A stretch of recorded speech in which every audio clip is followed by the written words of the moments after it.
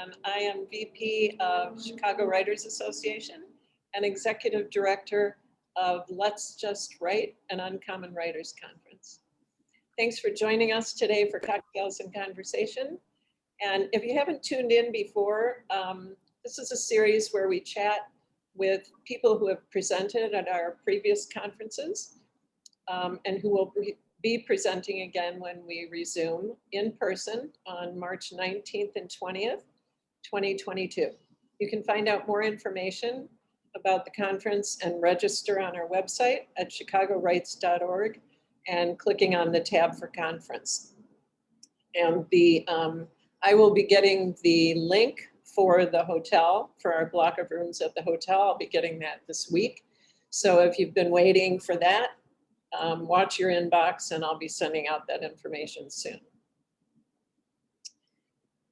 This event will be posted on our YouTube channel later today or tomorrow. So if you have to leave early, you can see what you missed. And you'll also find most of the other CNC events there in case you missed any of those. And we've had some really great conversations. So there's lots to see on there. If you have questions or comments during our discussion, please type them in the chat. Click at the bottom, you'll see a little chat icon, and that'll bring up a window, and you can type your questions in there. It's kind of challenging to do that and to read those and to do this conversation at the same time. So if I don't see your comment or your question as we go along, we'll get to them in the end, I promise. So, okay, so we're gonna just begin. So first I wanna say I am an evangelist for editing. There is no writer alive who doesn't need an editor because there's no way we can be objective about our own work. I'm an editor as well, and it's amazing how clearly I can see issues or problems or lack of conflict or character development, whatever the issue is, I can see it clearly in someone else's work, but I can't see that in my own. And even if you think you can, you can't. So that's what this session is all about, editing is not an option.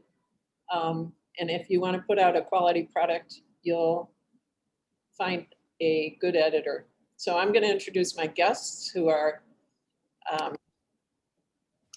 Kristin, are you admitting people for me? Yeah. Oh, okay. Cool. Cool. Thank you, because I was kind of watching over there. Right. You're busy. So Kristin Oakley is one of my favorite people. She is such a positive, energetic person, and I love being around her. And you can experience that at next year's conference because she will once again be a presenter, and she will run the live lit event on Sunday evening. Kristin's debut novel, Carpe Diem, Illinois, won the 2014 Chicago Writers Association Book of the Year Award for Indie Fiction, among other awards. And the sequel, God on Mayhem Street, was a finalist in the 2018 Winning Writers Northbrook Street Prize. That's a mouthful. In addition to writing novels, Kristin loves to teach. As a writing instructor, she's critiqued manuscripts through UW-Madison Division of Continuing Studies, and she's helped hundreds of writers hone their agent pitches at the Writers Institute. She's a former CWA board member, and we miss her on the board. She was the managing editor of Write City Magazine and Write City Review. Tim Storm is one of our most popular conference presenters. Tim is a writing geek, and he can teach you everything you wanted to know about writing and probably things you didn't know you wanted to know about writing. Tim has taught writing and literature since 1999, both at the high school and post-secondary levels. He currently teaches at the University of Wisconsin. He's a fantastic editor, and he has helped countless people to hone their work. And he does his editing with kindness and honesty and sensitivity. And, you know, those are all three things you need in a good editor. He also does workshops and critique groups through his Storm Writing School. And I will be putting the link to both of their websites, and I'll also put their email addresses in the chat for later. Tim also writes short stories and essays with recent work at Literary Hub and Copper Nickel. He's been a finalist in several short story contests and won the Reynolds Prize Short Fiction Award. So welcome to my fabulous guests. And this is going to be really fun. So let's start with, Kristin, let me ask you a question. Did Tim edit your first book? No. Why not? That's a really good question. I don't think I knew Tim at the time. My first book came out in 2014. And I think one of the things people are going to ask is, where did you find your editor? With me, it's always in-person things. Writing is a huge community, and if you can get to different conferences and actually meet people, that's the best place to meet people who can help you out with your writing. So I went to the Southwest Wisconsin Book Festival, which is no longer around. But one of the women there was putting on a workshop about editing and talking about the different kinds of editing, which I knew nothing about at the time.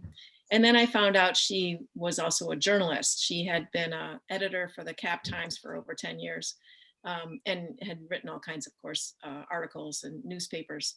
And my main character in my first two books is a journalist, and never having been a journalist, I thought having an editor who was a journalist would be an added bonus. So I took her out to lunch and we hit it off right away. And so I decided to have her edit my first two books. And I think it was when I was working on the second book, I went to one of Tim's workshops, probably at Weekend with Your Novel through UW Division of Continuing Studies. And he needs to plug his ears to hear this because, yes, there you go. I was in awe of his presentation. And I've actually told him this before. For me, it's like going to a Shakespearean play. You hear a line that's so incredibly beautiful, you want the play to stop and just take it in or hear it again. And that's how I felt about his workshops every time. It was unbelievable. And so then, okay, Tim, it's okay, you can take it out.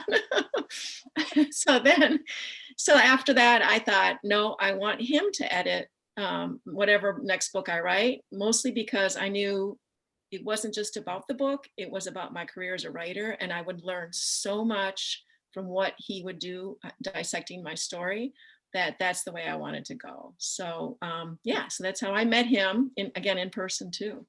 Well, how was your experience different with the two editors? So with the first editor, I gave her the book. It had been workshopped. My critique group had been through it. It was on the 7th or 8th draft. So it was pretty much complete. And she just fine-tuned it a little bit. The second book, she got it in like the second draft. And probably a lot of people out there are going to say the same thing. It was more about her influence and what she thought would make the story better. She almost tried to rewrite it in a couple places, and that I was like, no, this is my story. That's not what I'm looking for. Tim is the opposite, and sometimes I kind of swear at him in my head, because instead of saying, just write it like this, which he would never do, he's pulling the story out, and he's making you think deeper about the story than maybe you already are. And that was more influential for my own writing and the way I could develop the stories better, rather than just having somebody rewrite it basically for me. Right. So yeah. Tim, can you tell us a little bit about your process and how that works for you? My process, cut there. My internet is really fussy tonight. It is. Yeah, my process with editing is really I do some editing as I go. As I read, I do a little bit of line editing. So I always keep the Word document open with track changes. And little bit of that. I'm not well, it depends on like what editing I'm slated to do, but for the most part, I'm doing developmental editing, where I'm looking kind of at the story as a whole and how the story is moving. So find comments throughout the pages just about like, you know, would this character act this way? Or, you know, you had a minor character 3 pages ago. Minor character 3 pages ago that seems very similar to the new minor character you have here. Can we just collapse those two? You know, things like that, where I'm just kind of looking at the scene level of stuff. When I finish a scene or a chapter, I will summarize it in my own kind of table. And then I create a table where it's chapter number, summary, and then notes. And so I write down kind of, you know, the whole picture of the chapter, like this chapter is moving along really well, nice momentum, great tension, or, you know, there's a lag here, some unbelievable things from the character and some trends I'm seeing at the scene level, you know, your stage business between dialogue and that sort of stuff. It's could be beefed up a little bit, could be a little bit more meaningful, things like that, where I'm just sort of giving some holistic comments. And then the hard part is when I've read the whole thing and I've kind of filled out that whole table. And that table is usually pretty extensive. I mean, they end up around pages. And then I look back over that table. We lost you for a second. How many pages are there? 15, 20 pages or so. And really what I tell a lot of people is, I don't know how useful this is for you, but this is my tool to then help me with my overall assessment at the end. So I'm passing it down to you anyway, but I use that, and then my process is usually then to build the story even further. I look back at those summaries of all the chapters, and then I actually handwrite a summary of kind of like in a single sentence, or really just like one line on a page of what happens in every chapter. That allows me to see in just a page or two handwritten what kind of the whole story looks like. These remain blurry, so you can't, but like, you know, that's what these are, is just full page of the summary of everything in that chapter. And then on the right margins, I kind of go through and make some notes about structure and character movement and other trends I'm seeing. To then write about a 6 to 8 page letter where I try to then, you know, say, okay, here are the issues, here's the stuff to focus on. And that's the hard part, is the end. You know, reading the actual novel is usually pretty enjoyable and not necessarily all that hard, but I'm really trying to pay attention to things so that in the end I can give a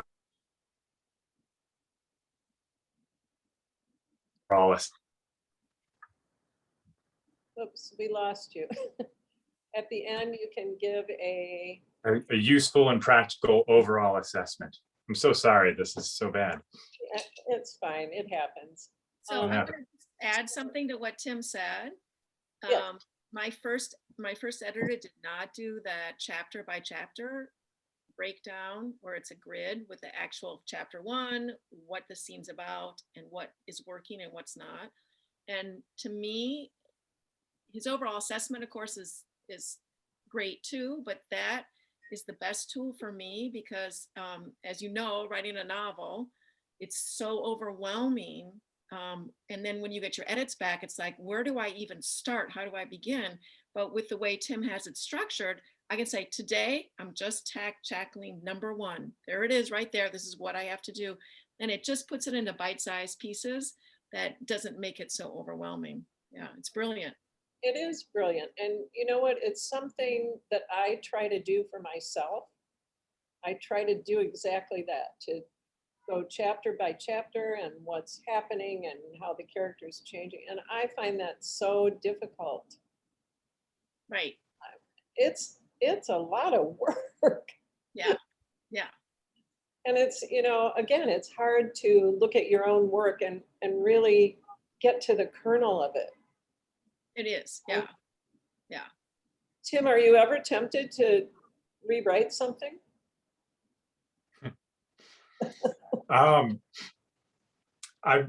What I've said before is I'm sometimes inspired to sort of write my own thing, but no, I think too it's the fact that I come from a teaching background, and so my is really as an editor, where as a teacher assessing a work so that it can be improved, and so that the student can learn from it. So my whole approach has always been room for improvement. Here are some things you can do, but you're the student. It's your job to do those things. And so I think, having 15 years of teaching experience before I really got into any editing like this has made it that I'm never really tempted, where I otherwise might have been. But it's just the approach that's been. Yeah. So Kristin, how far along are you in the process before you submit something to Tim? I'm trying to think of when I submitted the first book. So I'm working on a 4-book YA. I'm calling it a quadrilogy rather than a trilogy, because it's not a series. There's a cliffhanger after each book. So it's more tightly compact. It's basically one book over 4, and it's young adult dystopian. So I think I submitted. You've got to make it as good as you possibly can before you submit to an editor. That's my best advice for that, because the editor is going to charge you. And if there's a lot of work involved, they're going to charge you more. It's an hourly rate generally, or a page rate. And so you really want to get it as good as you can. And then, if you have a critique group, other people, beta readers, bounce it off of those people first before you send it to an editor. And I think I did all that it's been a while, but the first book, one thing so I submitted the first book 4 times to Tim for developmental edits.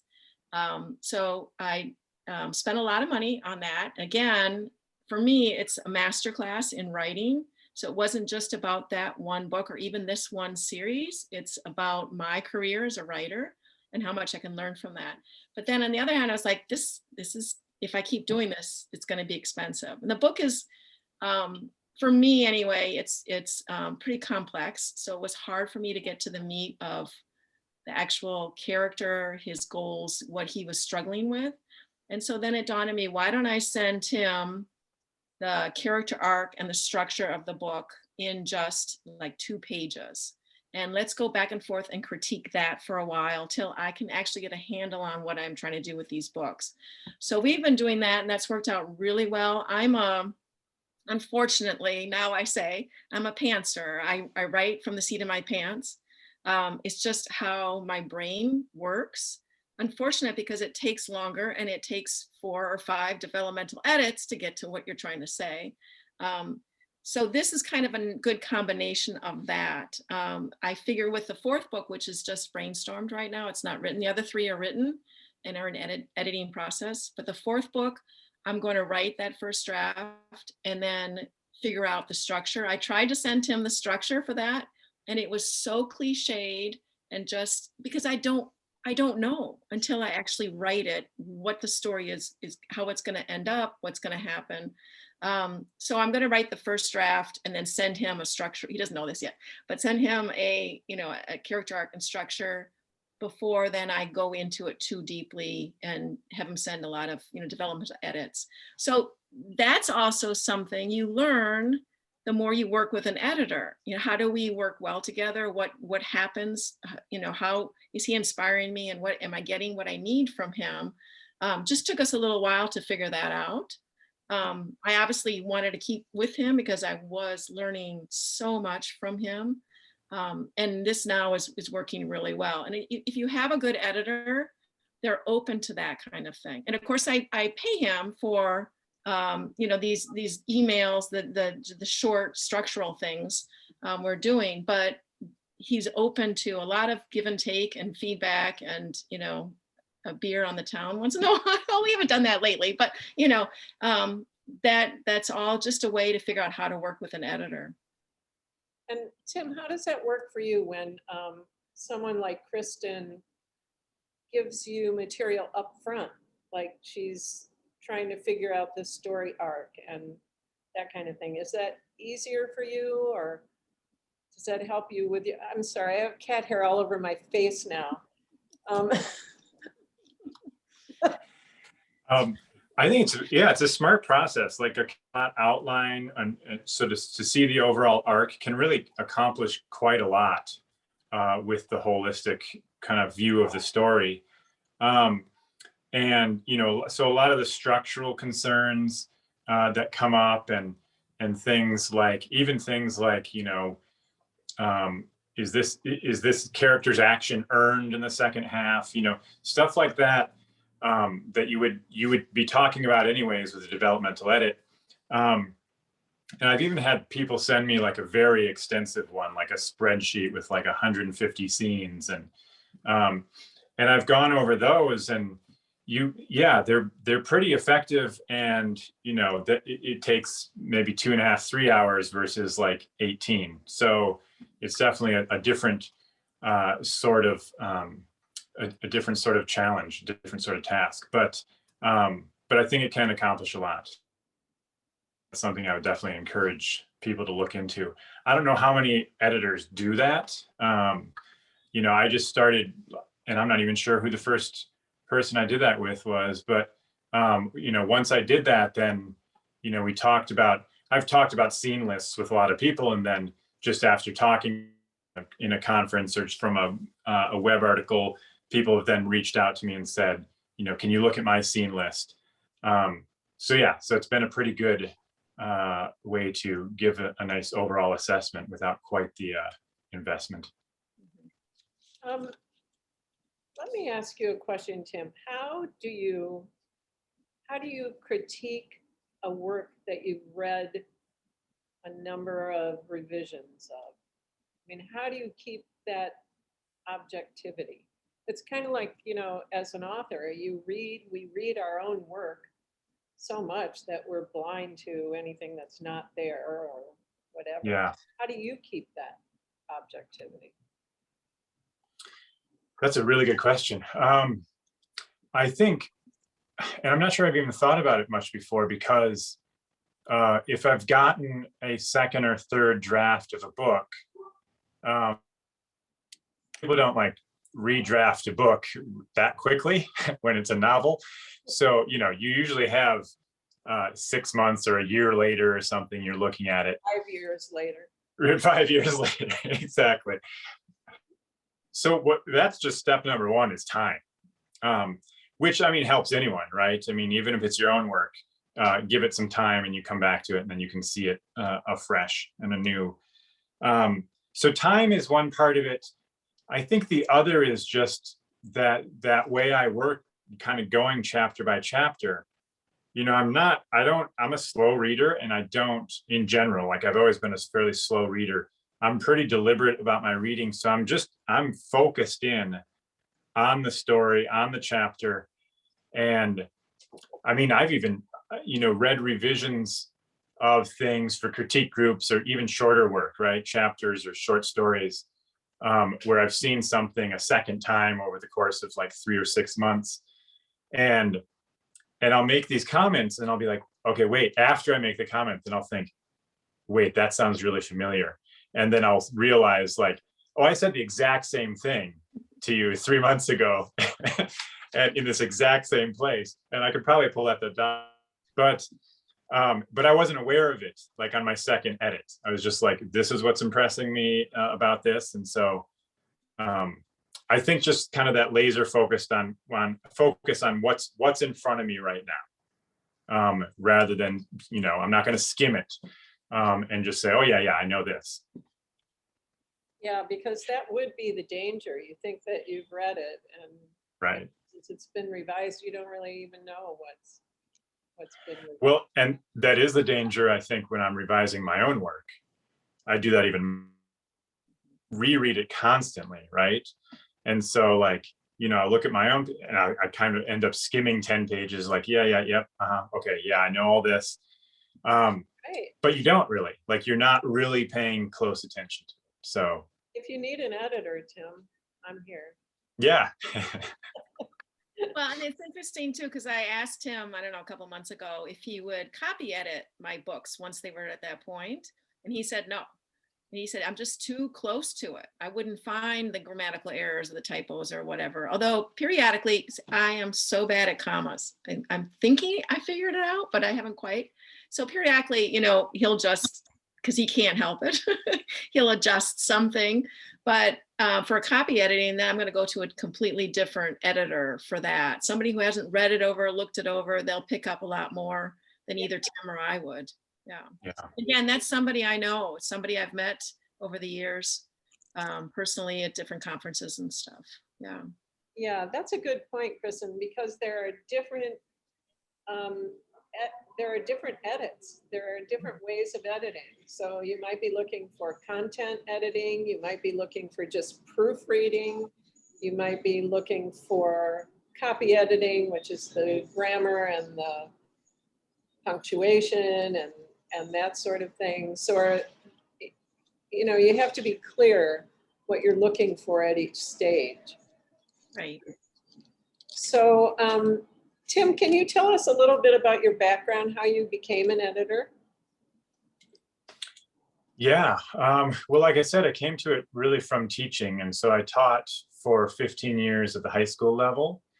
And I was sort of from the get-go slated for some pretty advanced writing classes with a very, like, I taught at this school that a lot of, like, university children, some smart kids. And so they were writing kind of, by the time they were writing at college level anyway. And so, and the school and the previous teachers who sort of mentored me were very insightful with their comments and also very demanding teaching expectations. So I actually credit a lot to that, like having those mentors, seeing the comments they made, and sort of trying to rise to that with my level of insight on whatever it was that I was reading. It just got me looking, critically in a good way, with a probing eye at the writing. So that's kind of how I got my start with it.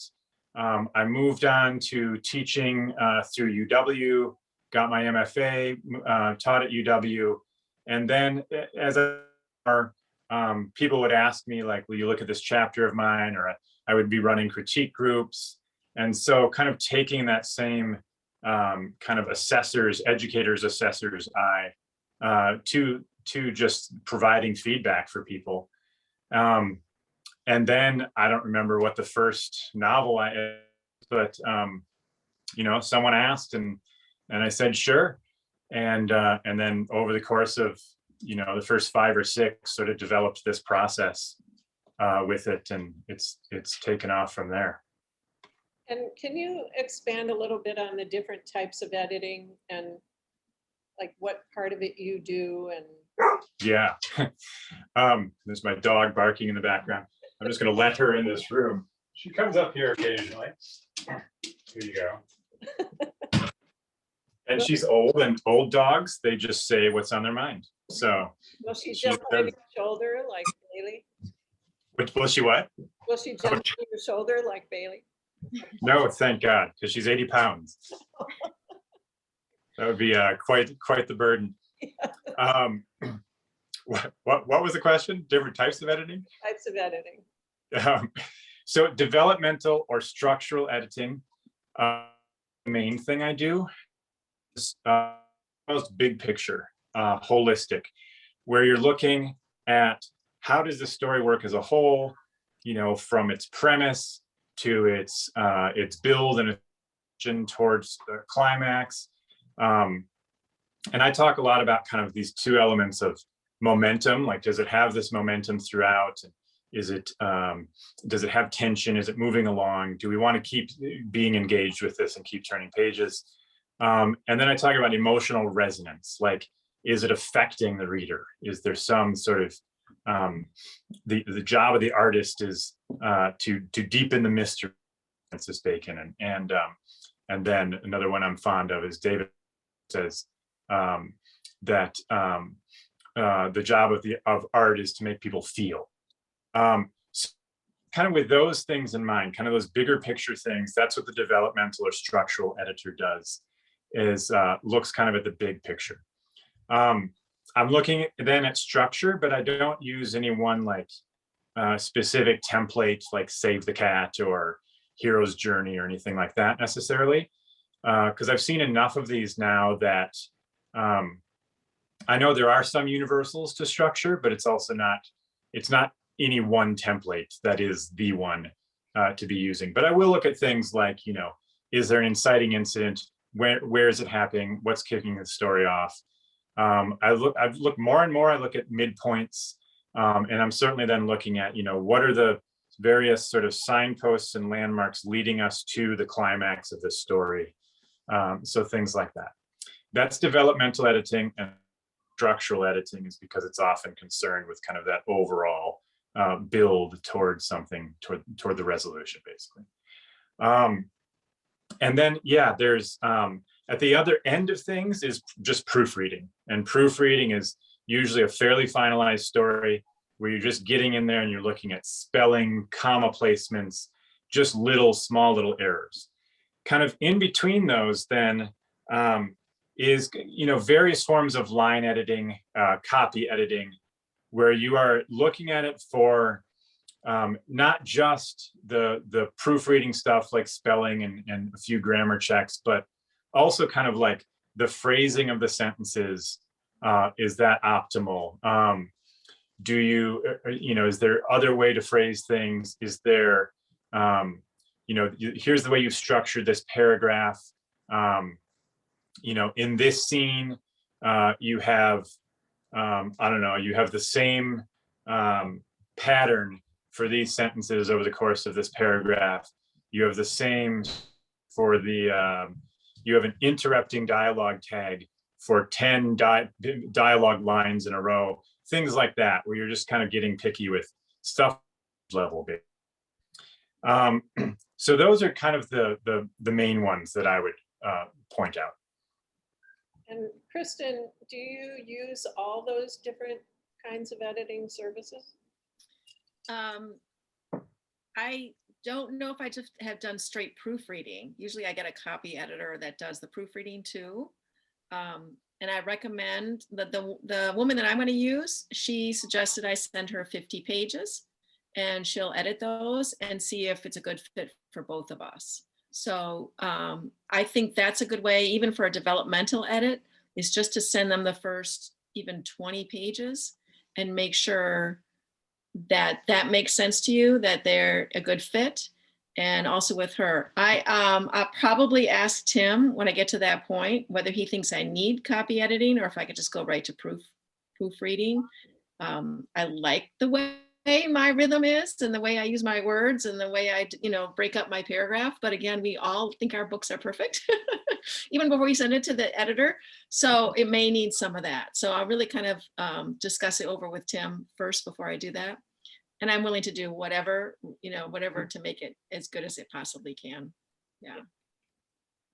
Tim, we had an interesting question. Judy asked about your approach. What do you do as an editor about a manuscript where the story, the characters, the tone, the voice, the pacing, etc., are solid, but the actual writing on the sentence level is mediocre or poor? That's a tough one. Yeah, good question. I'm not sure I've ever really encountered that. That's a hypothetical that may exist out there, but it's pretty rare for someone to be just superb at storytelling, but not be able to piece together a sentence. I think they go hand in hand. That sort of hypothetical extreme I really haven't encountered. But I think what I would do is I would tell them, like, this story is wonderful. but you need a whole lot of copy editing, and look into. I guess I would offer, like, I'd be willing to do that with you, but the level of copy editing you're going to need is going to be expensive, because it's going to be a lot of changes on every page, and to do that for 300 pages is quite a hefty thing to do. The other thing I might, I have had people who have had consistent troubles with some sort of, sentence structuring or grammar issue.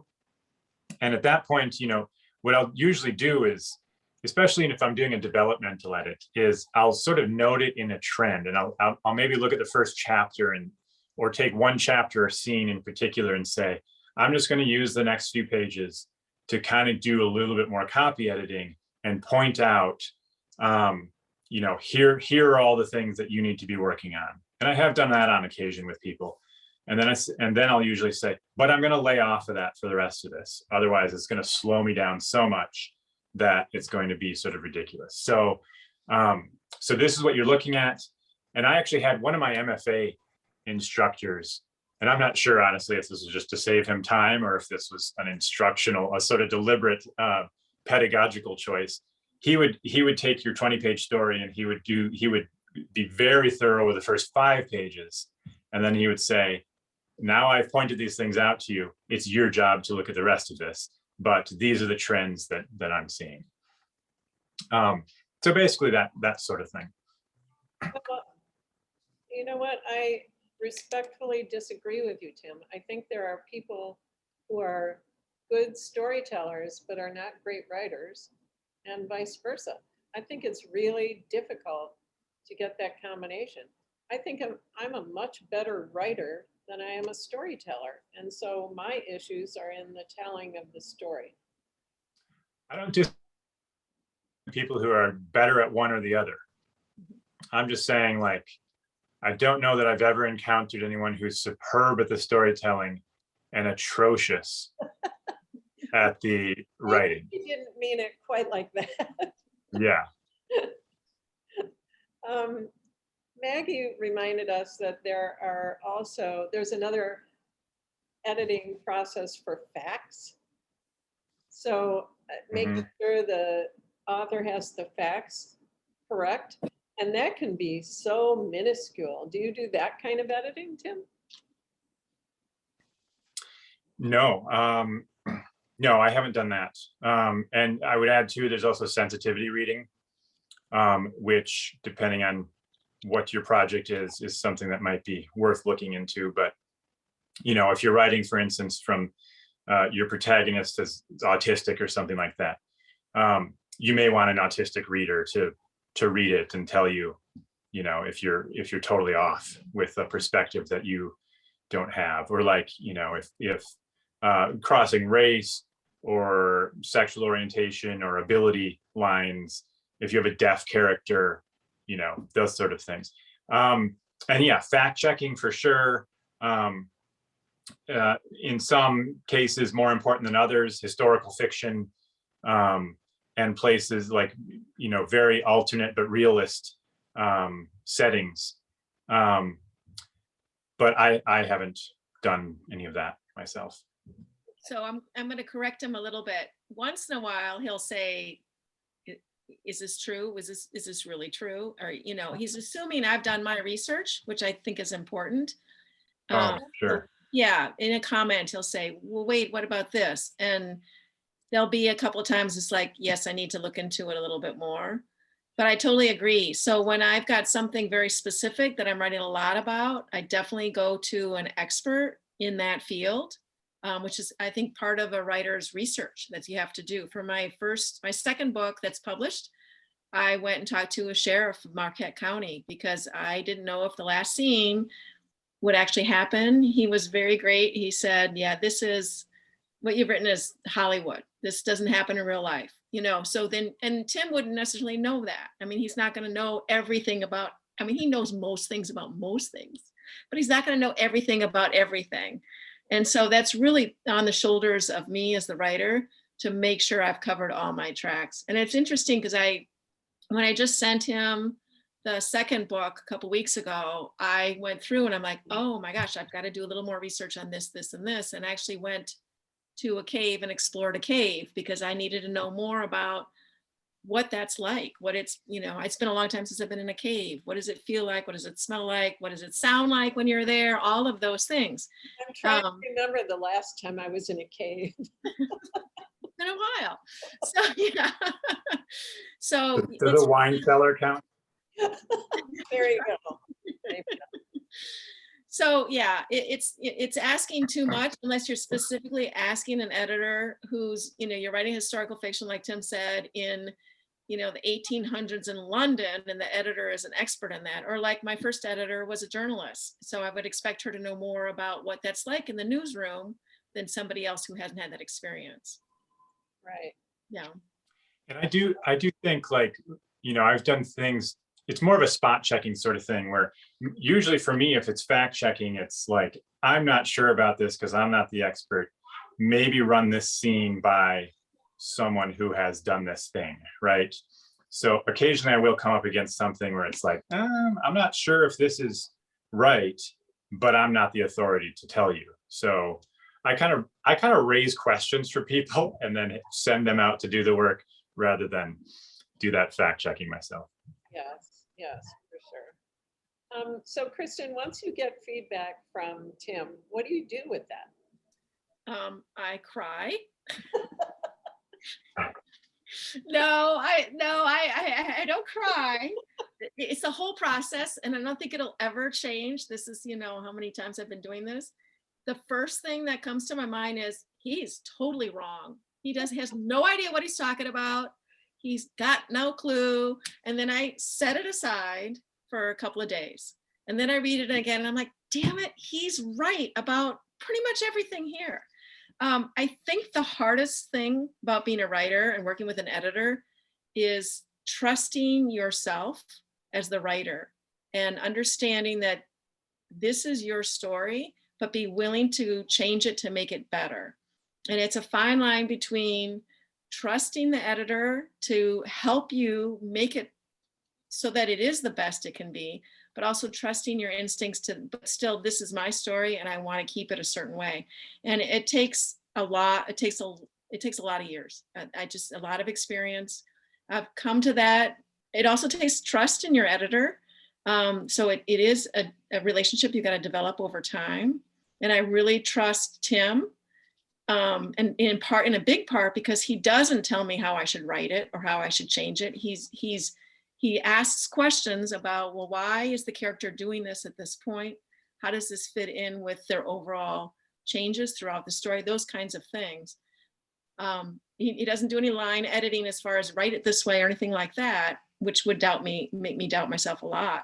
But it's a process. It's hard. It's really difficult because you put a lot of yourself into the story. You've spent obviously a lot of time on it. And when you send it to your editor, you're thinking it's perfect. I can't do any more with it. What could he possibly find wrong with it? Because it's really good. And then he finds all these things wrong with it. And that's hard to take.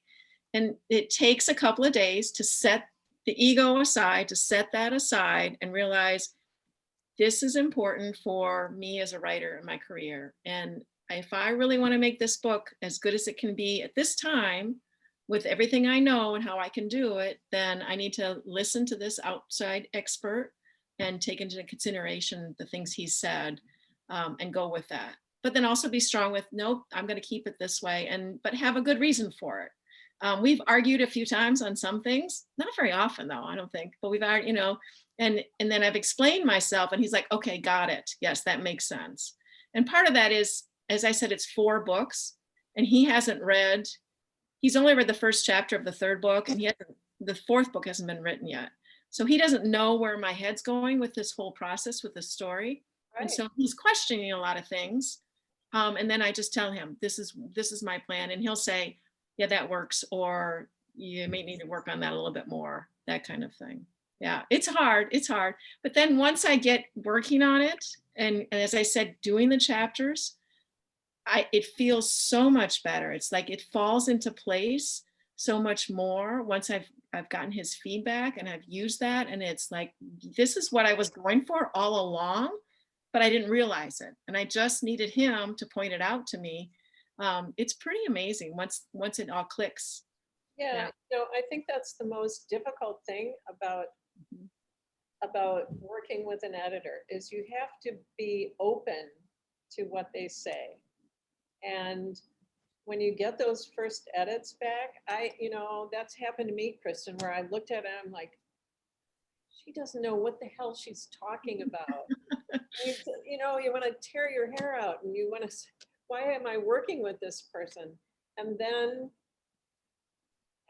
you let it sit for a day, a week, maybe a couple of weeks. And when you go back and read it again, read the comments, you realize that these people know what they're talking about. Right. But it's hard, you have to have a thick skin. You have to understand that people are not attacking you personally. Right. They're trying to make your work better. Well, and you also have that feeling of, oh my God, I suck. Because, when you send it out, it's like, I'm perfect. And then you get it back and it's like, oh my gosh, I suck. And so it's just getting past that. And, and with Tim, and I'm guessing most editors, he also points out what works really well. And that helps. I'm sure Tim works this way with people. He understands what kind of feedback that person likes and can take. I prefer to know everything that's wrong with it. I like to hear when things are good, but I prefer to hear what I need to work on more than anything. So I can take it pretty well. I know that now about myself. But once in a while, it is good to have, like, yay, this is good. This chapter, done, move on. You don't have to do anything with this chapter. It's good. And I think most editors will definitely give you that feedback too, because it's important to know what's working and why, so you can keep doing it throughout the manuscript. Well, and I think I know Tim well enough that he does that. Yes. Yeah. He definitely gives you the positives because that's part of his process. Right. Right. Yeah. Yeah. And once in a while I'll say, yippee, in my comments, yay, I'm getting there. Yeah. Yeah, for sure. So people are asking the question about, Tim, your rates and so forth. And I'm going to put Tim's information in the chat and you can contact him directly and he'll give you all that information. Somebody else asked if you do nonfiction as well as fiction. And if you do nonfiction, can you tell us a little bit about your approach to that? Yes. I've worked with nonfiction as well as fiction, a few memoirs and some, personal essays, creative nonfiction, shorter work. And, I guess for a memoir, for instance, it's sort of a project of figuring out, first of all, just sort of like what kind of memoir this is and how narratively driven this is versus whether it's kind of a more thesis driven type thing. But yeah, my process is really largely the same as it is with my developmental edits for novels, where I do the same sort of thing with the chapter summaries and feedback and kind of looking at the whole thing structurally. And if it's shorter work, what I talk about with fiction is that the sort of spine of the story, the through line, is really kind of about what the character wants. And there's sort of these, what I call urgent story questions that arise out of whether or not they're going to get this thing that they're after. Whereas with a thesis driven, say, personal essay, the spine of that is more like the argument, the central argument to the thing that you're trying to enlighten us about. So, they're very similar. They're just sort of different. There's some differences to the spine of those two types of writing, the narrative versus the more thesis driven. But ultimately, it comes down to the reader's attachment to what extent are they latched on to that spine of the story. So it's, I'm just aware that I'm reading something that's a different type of writing, but my projects are the same. Well, you do book coaching too, right, Tim? Yeah, and that's usually a case of, talking with someone, sort of more of a, it's personal training kind of, where you get together with someone and talk through, what are they writing right now? What are their challenges? Maybe, they might send you a chapter and you give feedback on that chapter. It's a little bit more sort of working with them as they're writing, is kind of what I see that as, or most of the coaching. And so, yeah, I do that as well.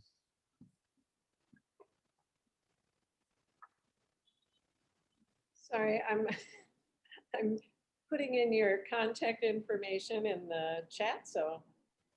Well, and Samantha, in the beginning, she asked me, how do I get these things done? Because,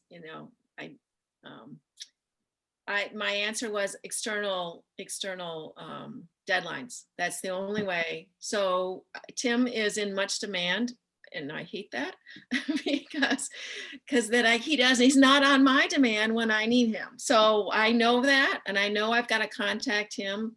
If I think I can finish a book in 6 months or 8 months, I have to contact him now to schedule him for that time.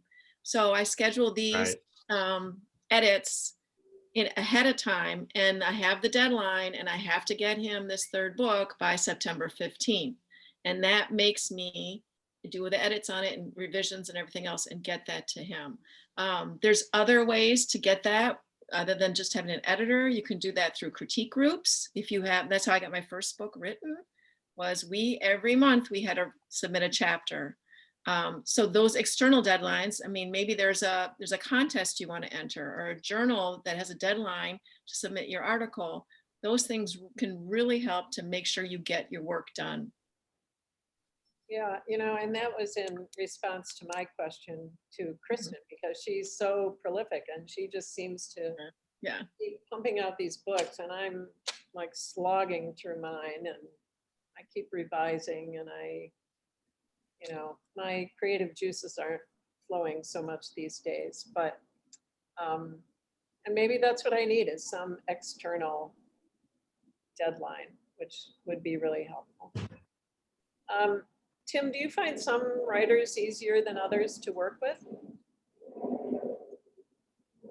Yeah, I mean, I think that's true probably of any editor. And I think, what I would tell a writer too is, I might not be the perfect fit for you as an editor, right? Like, you do want to find that nice fit with someone else, and, and have that trust with them, and just know that they have your best interest in mind, but also know that, they are, they're attuned to what you're trying to do, and they're helping you do it.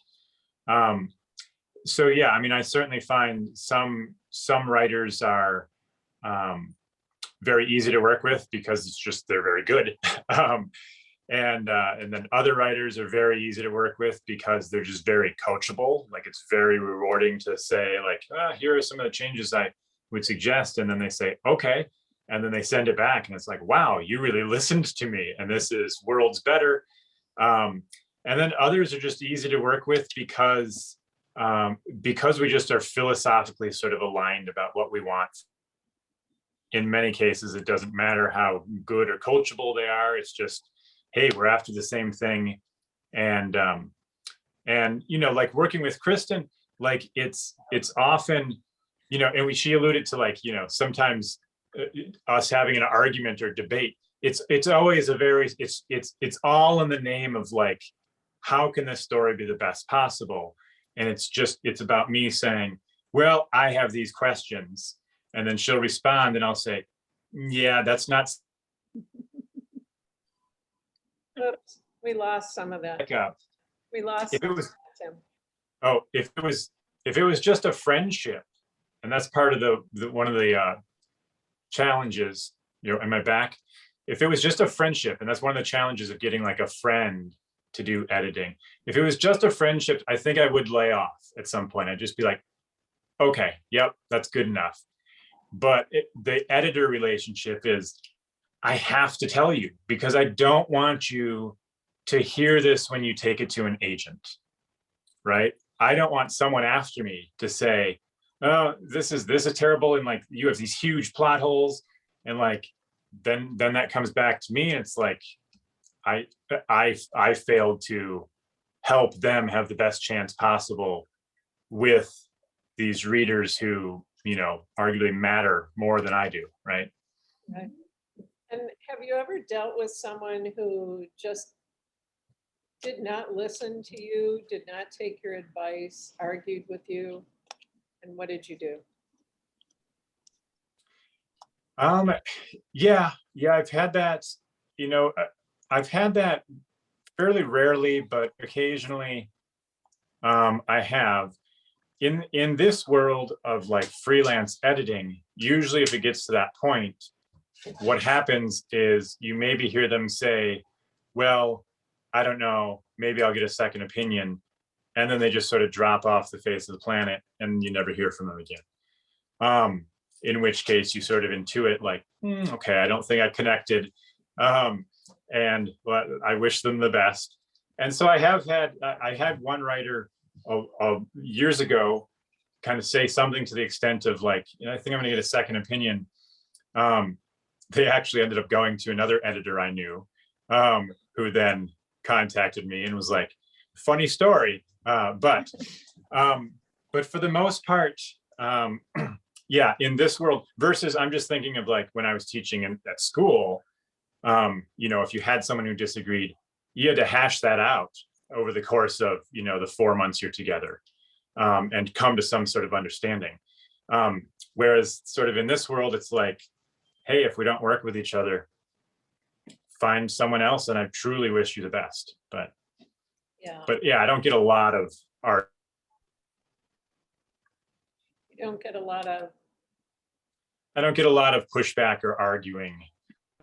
Welcome, to a certain extent, I welcome some of that. Like there's a woman I work with in Germany, and she, you know, she's, if there's something that she doesn't agree with, she'll debate me on it. And then I'll be like, cool. And now I get a chance to try to articulate this as well as I can. Yeah. And we'll go back and forth. And it's usually, you know, it's all in the name. Again, it's like, I don't have a vested interest in proving myself right. I gain nothing from that. What I gain is, I have a vested interest in your success. That's what looks good for me, right? Is if someone else says, now this story is published. Right. And so, yeah, so I don't need to win arguments. I just need to help make the story better. Yes. So we're getting to the end here, but John asked a question. Have publication standards, even for fiction, changed these days when characters use racial and ethnic slurs, even if the dialogue is true to situations and personalities? It's an interesting question. Yeah, it is. I don't know. I'm not sure how to answer that because it's actually sort of an ongoing debate. You know, you see people called out on things, and then there's pushback from, I mean, I just see this from like, you know, Twitter debates and that sort of thing, Twitter discourse, where, you know, someone will say like, you know, there are ethnic slurs in this, and then other people will say, yeah, but that's because it's a realistic portrayal of an antagonist. An antagonist is not,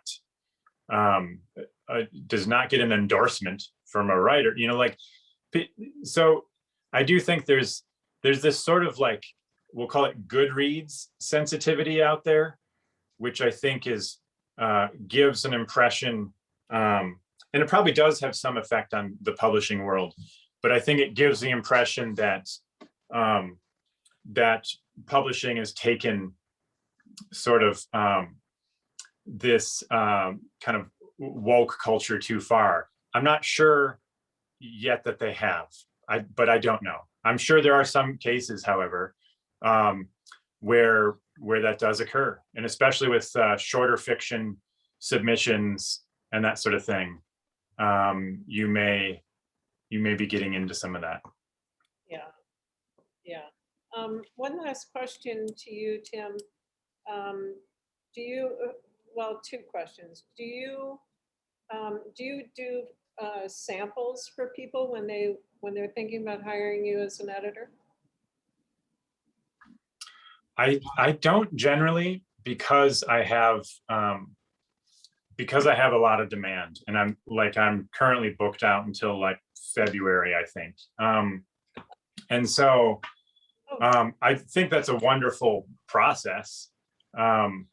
But I just don't have the time to be doing that, really.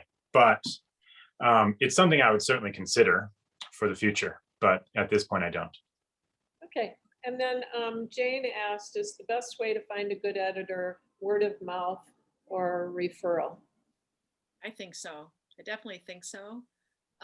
So the Writers Conference, the CWA Just Write Conference, is a great place to go, and other conferences, and actually meet editors in person and other writers, and just ask them, you know, do you have an editor? Who's your editor? How long have you been together?